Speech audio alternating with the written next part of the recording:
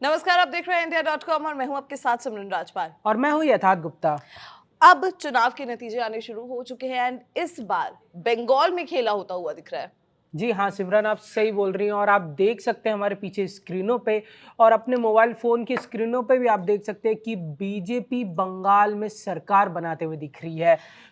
Current numbers की बात करें तो बीजेपी 168 यानी कि 168 सीट्स पर बहुमत बनाए हुए है। फिर टीएमसी 121 सीट्स पर और कांग्रेस और अदर्स की बात करें तो 4 सीटें अभी उनके खाते में नजर आ रही हैं। और इस बार के चुनाव बंगाल के लिए खासतौर पर ऐतिहासिक कहे जाएंगे, क्योंकि कहा जा रहा था कि ममता बनर्जी को टक्कर देना, भले ये जो रुझान है शुरुआती है, लेकिन कहा जा रहा था कि ममता बनर्जी को बंगाल में टक्कर देना एक बहुत बड़ी बात है और बीजेपी ने इस बार वो कर दिखाया है। जी हाँ सिमरन, ये अभी की तैयारी नहीं है, पिछले 5 साल से 2021 के चुनाव हारने के बाद से ये तैयारी चल रही थी और अब वो दिख रही है हमारे हमारे सामने है कि बीजेपी एक बड़ी अंतर से जीतने जा रही है बंगाल को। इस वक्त ये लग रहा है, ये शुरुआती आंकड़े, अभी हम ये नहीं बोलेंगे यही रिजल्ट है, पर इस वक्त ये साफ हो रहा है कि बीजेपी बहुत आगे जा चुकी है टीएमसी से और बंगाल की राजनीति अब हो सकता है कि हमेशा के लिए बदल जाए।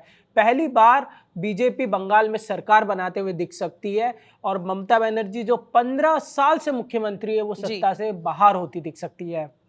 अभी भवानीपुर से एक खबर सामने आई है। भवानीपुर से जो ममता बनर्जी की सीट है वहां से वो आगे बढ़ती हुई फिलहाल दिख रही हैं। अभी का ये अपडेट है। सिमरन, ये बहुत कॉमन बात होगी, अगर वो जीत जाए तो इसमें कोई आश्चर्य की बात नहीं होगी, क्योंकि वो जब से मुख्यमंत्री है तब से भवानीपुर से ही वो विधायक रही है और वो बहुत ही ज्यादा स्ट्रांग होल्ड है। वो मतलब उधर तो हराना नामुमकिन बराबर ही है, मतलब अगर सब खिलाफ हो जाए तब भी वो सीट जीती जाएंगी। पर शुवेंदु ने जैसी लड़ाई लड़ी है वो बहुत शानदार लड़ाई लड़ी है। और जिस तरीके की तैयारी बीजेपी ने पिछले 5 सालों में की है, क्योंकि जितना मुझे याद है जब 2021 के चुनाव हुए थे तो बीजेपी बड़ी कॉन्फिडेंट नजर आ रही थी। उनका कॉन्फिडेंस डाउन होते हुए दिखा, लेकिन इस बार बीजेपी का कॉन्फिडेंस, बीजेपी की तैयारी शायद रंग ला रही है। अभी तक तो यही लग रहा है। जी हाँ सिमरन, ये आपने बिल्कुल सही कहा और सबसे मेन चीज़ है इसमें हमें बीजेपी के उन नेताओं का बोलना पड़ेगा, उनकी स्ट्रेटजी को हमें बात करनी चाहिए। जैसे सुनील बंसल हुए और उसके बाद अमित शाह हुए, इन लोग ने एक इतनी बारीक स्ट्रेटजी बनाई है और खास तौर पे हम अगर देखेंगे ना तो ग्राउंड लेवल पे जिस हिसाब से काम किया है इनने वो बेहद बेमिसाल काम हुआ है। और उसी की वजह से टीएमसी कोई आम पार्टी नहीं है, टीएमसी एक ऐसी रीजनल पार्टी है जिसका जो ग्रास रूट नेटवर्क है वो इतना ज्यादा स्ट्रांग है कि वो बीजेपी को टक्कर दे सकता है आराम से। और उस पार्टी के खिलाफ उस पार्टी के खिलाफ लड़ना ये बेहद बड़ी बात है और ये करके दिखाया बीजेपी ने, ये बहुत बड़ी बात है। इसमें प्रधानमंत्री नरेंद्र मोदी का करिश्मा भी शामिल है, लेकिन ये एक जीत बीजेपी के उन कार्यकर्ताओं की भी है जो दिन रात मेहनत करते रहे हैं।